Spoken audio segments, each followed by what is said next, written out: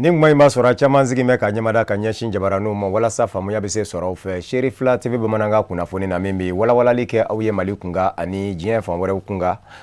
An b'a fɔ a ye ko nin ye a kuma selen ye. Mali jamana ɲɛma Général d'Armée Assimi Goïta a ye an ka jamana nafa sɔrɔ sira lithium bɔyɔrɔ filanan Kurubongari Buguni mara la ka bɛn ni ntɛnɛn Novembre kalo tile 3 ye.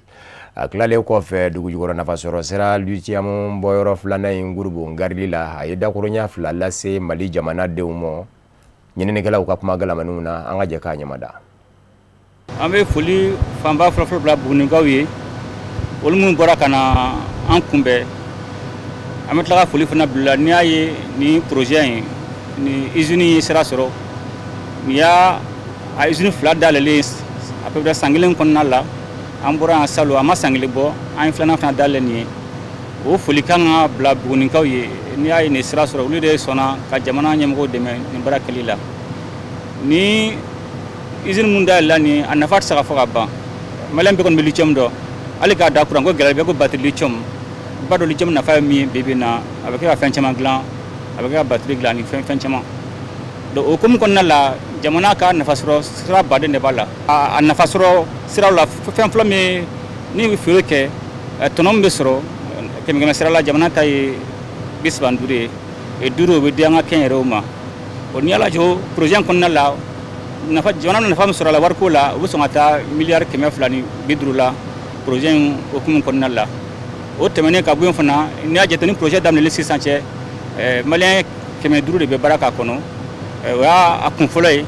n'o daminɛla kun filanan fana na maliyɛn 800 ɲɔgɔnna bɛna baara kɛ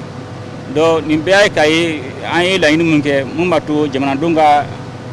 laɲiniw bɛ se ka sabati cogo min na fɛn fɛn bɛ kɛ jamana kɔnɔ dugujukɔrɔko la jamanadenw ka nafa sɔrɔ a la a ka nafa fana se jamana ma o tɛmɛnen fana kɔ n'i y'a ye nin mini dalen filɛ nin a y'a nafa fɔlɔ don sabula d'a kan an b'a fɔ ma développement communautaire mun bɛ kɛ ka jamana minnu bɛ dalen dugu minnu na olu jamanadenw dɛmɛ baara la mun ye ka u ka ekɔliso jɔ u ye ka siraw dilan u ye ka pont jɔ u ye ka baraji dilan u ye a ye o nafa fɔlɔ kɛ fɔlɔ sabula d'a kan u ye miliyɔn 317 ɲɔgɔnna don o baara la donc nin ye fɛn ye fɛn mun nafa tɛ ban jamana kɔnɔ usine lithium 2 de b'an bolo jate mun yira an na n'Ala sɔnna ma san wɛrɛ kɔnɔna la Mali bɛ jɔyɔrɔ fɔlɔ sɔrɔ farafinna kɔnɔ lithium ko baara la donc an bɛ foli bila Bugunikaw ye dan tɛ foli mun na ka foli bila gouvernement fana ye u ye décision mun ta k'a kɛ mɔgɔ minnu bɛ ni permis b'u bolo u ta ka se ka baara kɛ u bɛ ka taga dugujukɔrɔko nafolo ko o baara kɛ dugu la sonyɛni hukumu kɔnɔna la o de hukumu kɔnɔna fɛɛrɛ na tigɛ mun b'a to k'o permis bɛɛ minɛ donc o bɛ kɛ sababu ye maliyɛnw ka laɲini ye k'a fɔ dugujukɔrɔ fɛn a nafa ka se maliyɛnw ma jɛya kɔnɔna la donc an b'o foli bila gouvernement na ka tila ka foli bila maliyɛn bɛɛ la an b'a dɔn sisan waati ka gɛlɛn dɔɔni donc an bɛ foli bila maliyɛn bɛɛ la hali bi u ka wulikajɔ n'u ka cɛsiri la jamana kelen de b'an bolo a ka kan bi bi in na gɛlɛya mana cogo to an bɛɛ kan jɔ an ka jamana ye hali bi ka foli bila gouvernement na ka foli bila ministre min na ka foli bila ministre de finance la olu mun ka jɔyɔrɔ bonyana nin baara la kojugu hali bi an bɛ foli bila maliyɛnw na. Fangabonda min gɛnbɛ ka Mali sigida ɲɛmayasow fara ɲɔgɔn kan Haut Conseil des collectivités u ka san 2025 ladala lajɛ session ordinaire o dongo filanan o baaraw n'u donna ka bɛn ni ntɛnɛn Novembre kalo tile 3 ye u jabala la ministre min ɲɛsin bɛ Mali kurako dɔnni mɔ bala ni a ɲɛsin bɛ babu sendigiya mɔ Mali jamana ɲɛmayaso ani fangabondaw cɛ ale tun bɛ a kɛnɛ kan Lala Kuyate ni Seydou Ɲarew ka fɔ la an ka ɲɛmadaw ka sɔrɔli fɛ.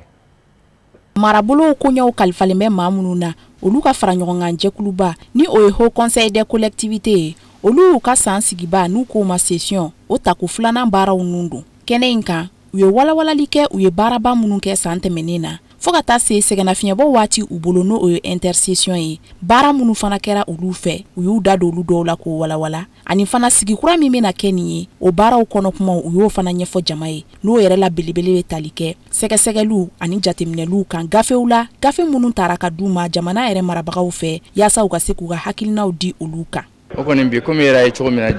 jama caman nana gouvernement mɔgɔw nana institution gɛrɛw nana société civile mɔgɔw nana autorité indépendante nana ambassadeur fana nana donc n'a ɲɔgɔnna na an bɛ kuma jama fɛ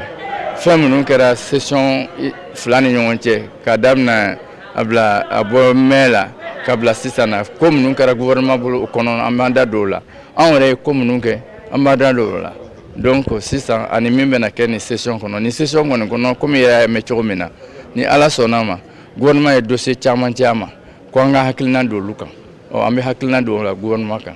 gouvernement ye o fana ni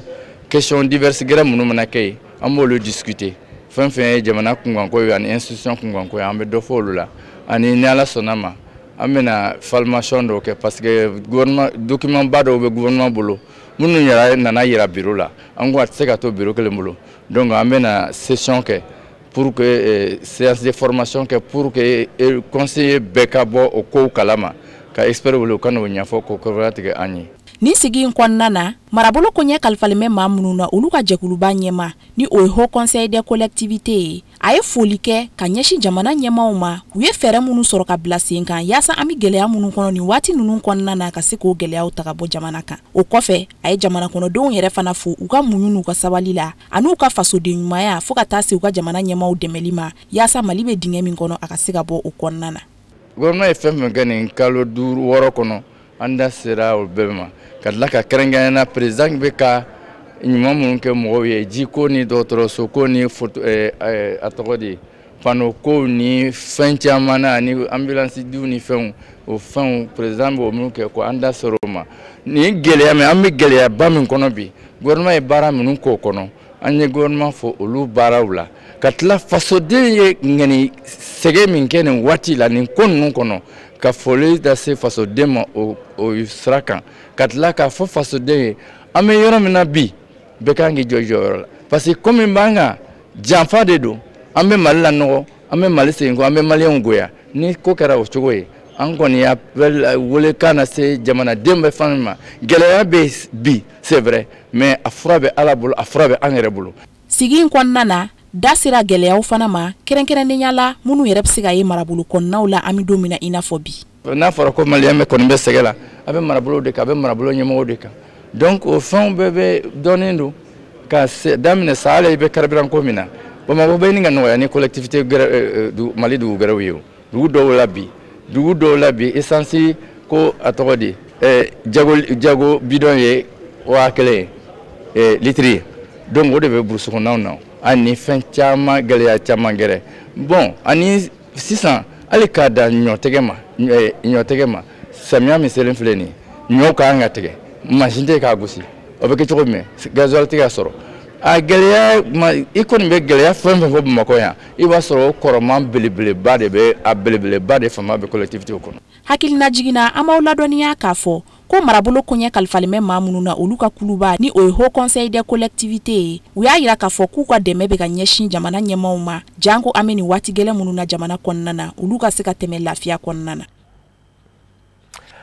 An sigi ɲɔgɔn jamanaw la Laginɛ Conakry furanjɔrɔ fanga ɲɛma Général Mamadi Doumbouya sera ni a ka jamana ɲɛmaaya ɲinini laɲini gafe ye kalata labɛnni jɛkulu commission électorale nationale indépendante CENI na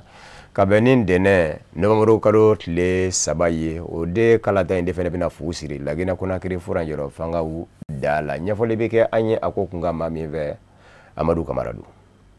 Laginɛ jamana kɔnɔ a bi wagati bɔ bɛɛ lajɛlen sigilen bɛ ka maa minnu bɛna kɛ cɛbɔ ye jamana ɲɛma kalata la u ka lisi ma kɔnɔ kumana min Général Mamadi Doumbouya a bɛna fanga la n'o kɛra san 2021 kuma a ka laseli dɔ senfɛ min ɲɛsinna jamana kɔnɔdenw ma a y'a jira k'a fɔ ko a tɛna kɛ cɛbɔ ye ka bɔ o donna kana bila an bɛ kuma min ko bi yɛlɛmaw donna ko la baw Laginɛ jamana ye sariya sunba kura o sigira senga o sariya sunba in o bi dayɛlɛ kɛ Mamadi Doumbouya a n'a nɔfɛmaw ye ka sanga ni sariya sunba ka laɲini jamana ɲɛma san 5 de tun b'a bolo nka sisan a kɛra san 7 ye a ye daw yɛlɛ furancɛrɛ fanga ɲɛmaw k'a jira k'a fɔ olu fana bɛ se bolo mana bɔ kuma min na n'a sɔrɔ u y'a laɲini k'i kanbɔ jamana ɲɛma kalata nɔfɛ k'a jira o la k'a fɔ Laginɛkaw ka ni sariya sunba kura in yɛlɛmaw caman kɛra a kɔnɔ yɛlɛma minnu bɛ tali kɛ jamana ɲɛma ɲɛma ale sugantili togo musaka minnu bi don a da fɛ o ni a ɲɔgɔnna wɛrɛw ninnu bɛɛ lajɛlen kɛra fɛnw ye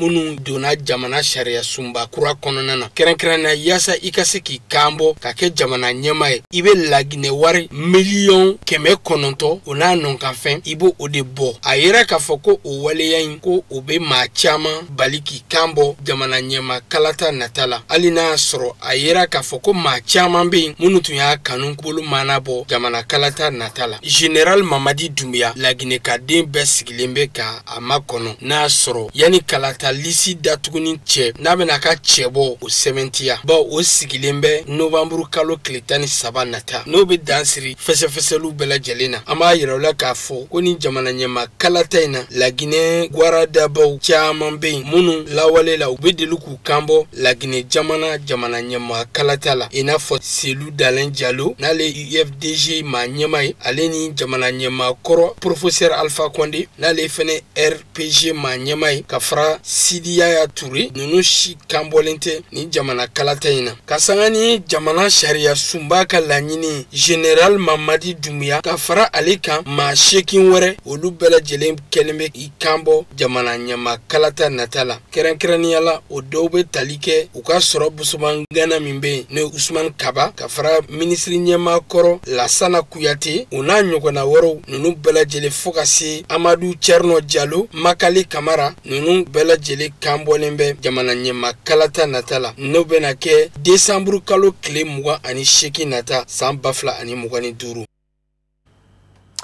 Ale bi farafina tile bi yanfa jamanaw kunkan ngoro Nigeria kaw fe Amerika jamana ɲɛma Donald Trump ka jira k'a fɔ a don dɔ don Nigeria jamana kɔnɔ ka chrétien dinɛ maaw kisi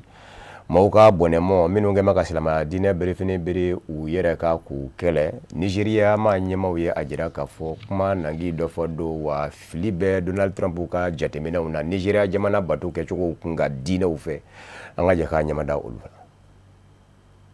Nigeria surasiya ɲɛmaaba General Olufemi Oluyede a ye kuma ta ka jira k'a fɔ Amerika jamana ɲɛma kɛmɛ ka jakiw minnu ɲɛsin Nigeria ma ɲɛmaw mɔ chrétienw lakanabaliya la Nigeria dugukolo ka ko kuma nangi dɔ fɔw do Nigeria surasiya ɲɛmaaba a ko Nigeria surasiya bɛ cɛsiribaw la min bɛ se ka to minnu kɛmɛ ka silamaya dinɛ berefini biri u yɛrɛ kan ni ka maaw bɔnɛ u nin na u bɛ se ka kɛlɛ cogo min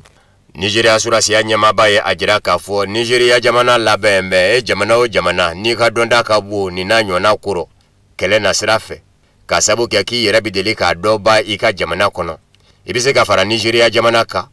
ni k'a dɛmɛ ka mankan in ban novamburu kalo tile gale Amerika jamana ɲɛma Donald Trump a ye diɲɛ di a ka surasiya minisiriso ma k'u k'u labɛn u jigin dɔ don Nigeria jamana kɔnɔ maaw nɔfɛ k'u kɛlɛ maa minnu kɛn bɛ ka silamaya birifini biri u yɛrɛ kan ka sabu kɛ ko u bɛ ka chrétienw manamana fa Donald Trump y'a yira k'a fɔ Nigeria chrétienw bɛ farati danga la u silatununi de bɛ senna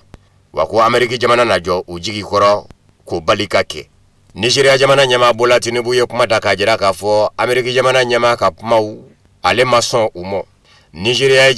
jamana min kɛn bɛ ka diɲɛ di dinɛ bɛɛ mɔ i k'i ka dinɛ boloda i k'i ka bato kɛ wa k'a fɔ ko chrétienw bɛ ka fa silama dinɛ mɔɔw fɛ ko kɔrɔfɔ jɛngɛnin do ko Nigeria jamana sariya sunba kɛn bɛ ka bato daga dinɛ bɛɛ ye Nigeria kaw ka minisiri min ɲɛsin bɛ Nigeria ni jamana wɛrɛ ni ɲɔgɔn cɛ ko ɲɛɲɛnabaw mɔ n'o ye Yusuf Togari ale fana ye kuma ta ka jira k'a fɔ Nigeria sariya sunba kɛn bɛ ka dinɛ bolodali daga Nigeria ka den bɛɛ lajɛlen ye maa minnu zɔmin ka jan olu dasumuzumunen ko in kun kan olu y'a jira k'a fɔ Amerika jamana kɔnɔ maaw de bɛ chrétien dinɛ maaw la minnu bɛ Amerika fanga na u bɛ wasabulon ninnu kɔnɔ Amerika minnu bɛ wele ko conservateur ni ye Donald Trump yɛrɛ nacogo jateminɛ fanga na olu maaw de ye danaya da a ka k'a kɛ jamana ɲɛmaa ye o de y'a to kɔnɔtiɲɛ banbali ninnu wale kelen furaw minnu bɛ se ka baara to i fari la musolaka fɛ jango a kana jɔ kɔnɔbara la n'u ko ma ko bange kɔlɔsi fɛɛrɛw nazarala setigi jamanaw bɛ nafolo don min kɛli da fɛ Donald Trump bɛ o kɔn cɛ k'i yɛrɛ yɛlɛma ka kɛ muso ye wali kelen muso k'i yɛrɛ yɛlɛma ka kɛ cɛ ye Donald Trump bɛ o kɔn ka sabu kɛ minnu bɛ wele ko conservateur n'olu bɛ maanifinya kɔrɔlen kan olu bɛ hakilina in gɔn wa olu de kɛn bɛ ka danaya da Donald Trump kan ka kɛ jamana ɲɛmaa ye wa ka ca la olu caman fana ye chrétien dinɛ maaw de ye k'olu de ka wuli ka jɔ wasabulon kɔnɔ u ni chrétien dinɛ tɔnw Donald Trump yi nyamada olu de ka wuli ka joffe na manye ka fa yuka maye akaka akapma Donald Trump soro la ki sinzinza Ameriki jamana sharia se do de ka min nyashime dine komo aduna bala Ameriki jamana bulo sa 1998 kumade ni dine mi yemi njai ko ke ka soro ma mi bali ola abini sinzi o sharia se inde ka ko ka donga ye Nigeria mauna fa minu ngema ka silama dine bere fini bere uyere ka chrétien ungele nga politiki bina ku jati mina babado ina fo blandin na shelini pont ni sanve kalangara mokodu Marseille Faransi ale ayira ka fo sharia se o minyo ye Ameriki a sharia se kende ka fo fanji ko Ameriki jamana kele cheka do manofe ki kele ka sabu ke kibe ka chrétien undonyo ko nga Donald Trump ba fede ka togobo akanuba uda Ameriki jamana kono minu nya deme ka ke jamana nyema ye ona kumana akachala una donga fo anga mabe annofe kuro koko nyere bela jelebi danyindi kono te ko Ameriki jamana nyama Donald Trump dundo tani muguni kise Nigeria jamana kono Nigeria re fanga kono bola Tinubu jamana nyama ka korasigi do ya yira ka fo uti Donald Trump ka puma bela jeleke alkurana kuluye ka sabu ke Ameriki jamana nyama Donald Trump kuma chuko do de be ayerela min voli kadi akanuba utlo dai akachala odebe bo ada konga ko oni ibishinga ka puma mine kakala turaka ko Nigeria fanga te ko ye Donald Trump dalakala ode fene bi angunda jien fanwore kuna fonu ka uluka lasoro anve anga je ka nyamada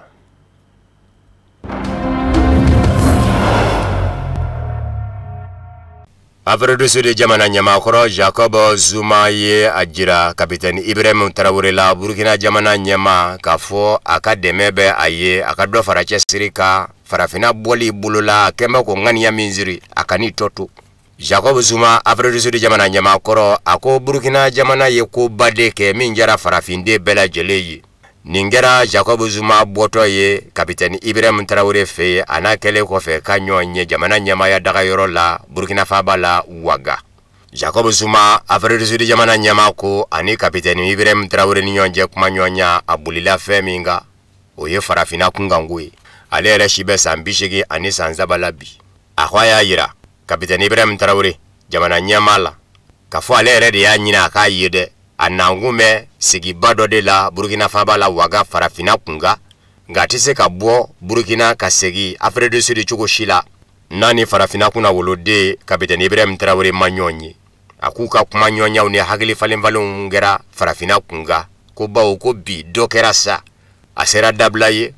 apmasembe farafina deungu kwado farafina koro ka korota ko bawo ko bi minu nye farafina mara donde meno na yani farafina kaka yire mahoronya suro halibi farafina nafa soro sera o miebe ula utafeka jien ako Jacob Zuma Afredo de jamana nyama koro asera Burkina jamana kono kasangani November kalot legale la jebaye farafina kunga farafinde nya kunga akunyemi nambaye allabe ngume Burkina Faso kono waga nga yanaka bo ayaka nukati nyeda kapitani Ibrahim Traoré ka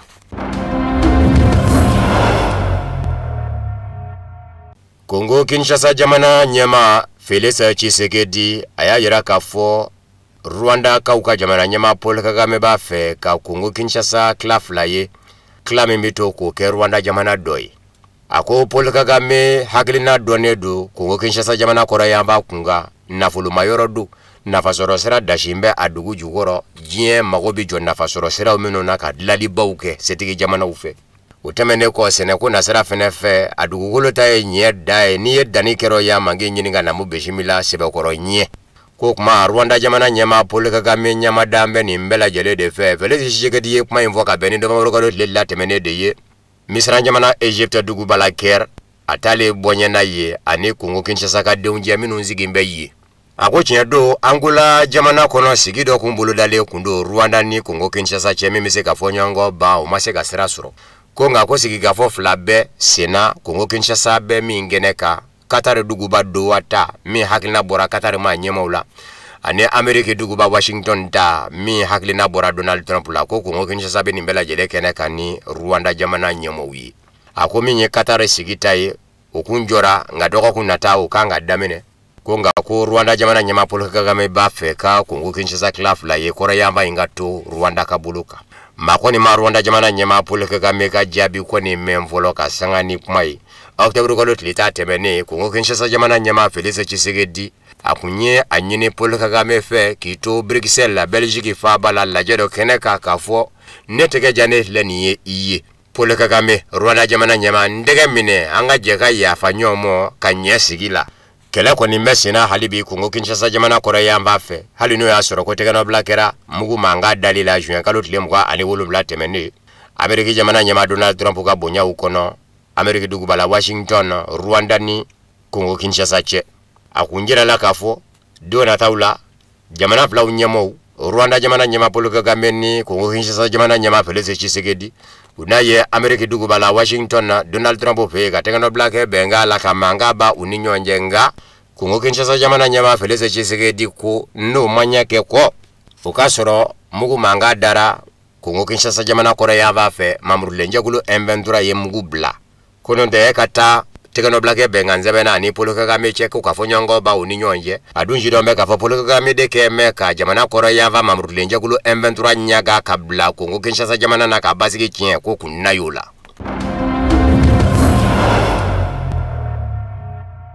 Sudan jamana dugumi mibule ko El Fasher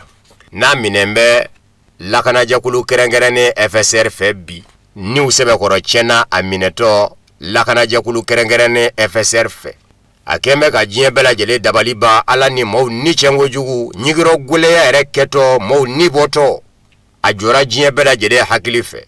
ngabi Sudan jamana lasigi demime erisila jamana kono Sudan jamana tokola noye Mohamed El Ghazali El Tigani Siragi ale kuna fone dikina sigi sengando ngoro kalo tle saban dene erisila dugu bala Moscou kafo FSR la kanaja kulu kerengerene El Fasher mineto Ukraine mercenaire kumbe FSR keleche udafe ako mercenaire kabo Ukraine ani Colombie ukume FSR keleche udafe El Fasher mineto wafali jugu minungera FSR ni uludi jera kake akwabi sangele ni klabobi El Fasher dugube ka bele la kanaja kulu kerengerene FSR fe uya porongo keme flani bi woroni ulun blandeke ninga laba ka filikabu bulo ina fo sorobela konga Octobre kalo labanda ula usiraka El Fasher mine la sigide irisila Sudan nyamana tokola ako FSR la kanaja kulu kerengerene ni udemembau mercenaire kabo Ukraine ani Colombie mugushia bela jele dokume ubulo inafo keleke mobili bawo minu mi wele ko char T55 ani droni kerengerene nyana F1000 ako hali marama feminu ngone do ko mamanga keleke ni oluye ko bedo kume FSR la kanaja kulu kerengerene bulo ko ino ko bawo ko Sudan jamana kono ugaje temina uboraka kafo yani El Fasher kamine panguru do kume munumunu na olu kume ka keleke mina unjiki la kanaja kulu kerengerene FSR ni ademenyo mercenaire uka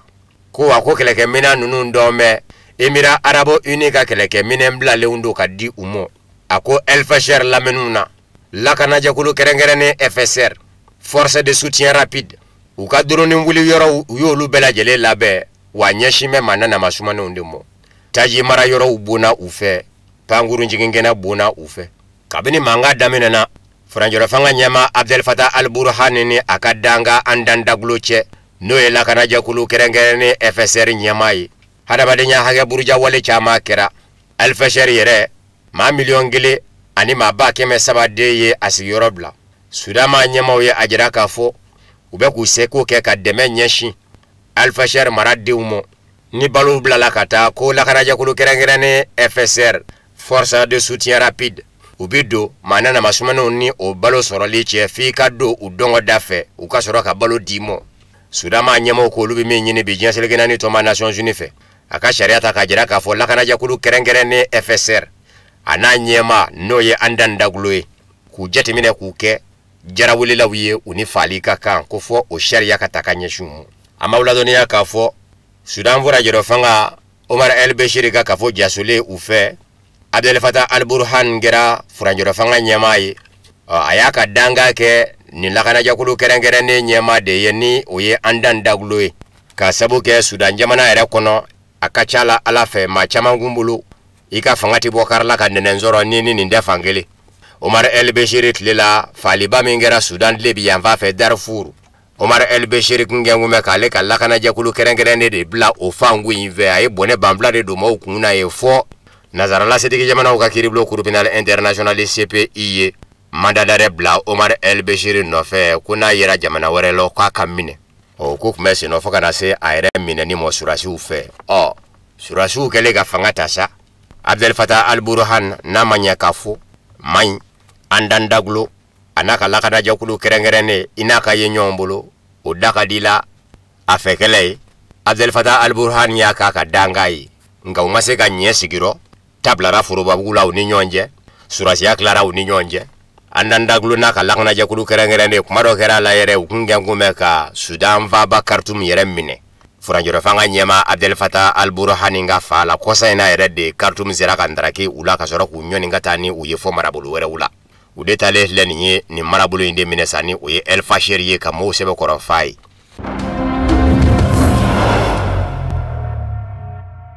irisilani shininga deme Iran jamana fanve ajoyoro kabu Iran jamana mo na deme kukabike kwa tige fenye Irani irisilani shininje adamandi Iran jamana la Iranga uka politiki binaku nyedoma ngana musodo de kapumaye ninye ni uyeru hola mudaberi ako mo kasigi na e kavokalo na taula jien kono minunde Irango ino ni ube jekulu kono jekulu mimiwile ko jamana sabau ka jekulu walekele Iranjugu sabau faramenyo nga jekulu mingono grupa UE3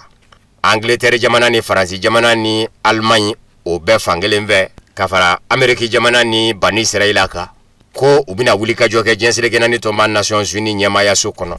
ka sharia sedo ta mimi gerende nyeshi Iran jamana mu kerengera ninyana jigandama nasera ni kurumba uyeka Iran jamana bali munyuku manyaka ula walekele ka kurundike Iran jamana la surolila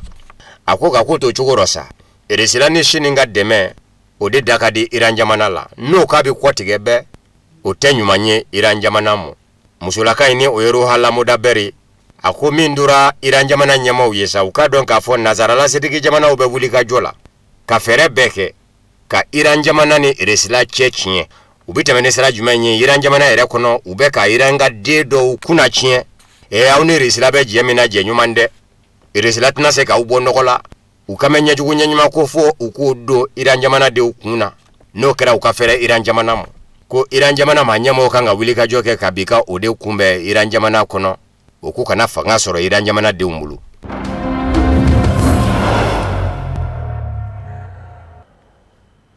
Ode fene be danzigi bamananga kunafuni na mi mbrala nyonga kunafuni diso nyema ya sofe ka benini manye ka ufoka wale nyundo malikono ani malikoka amununge ngume ka nyamada ka nyeshinje baranu mo wala safa me abise soro fe sheri flate yo bamananga kunafuni na akambe je mabare na la kaje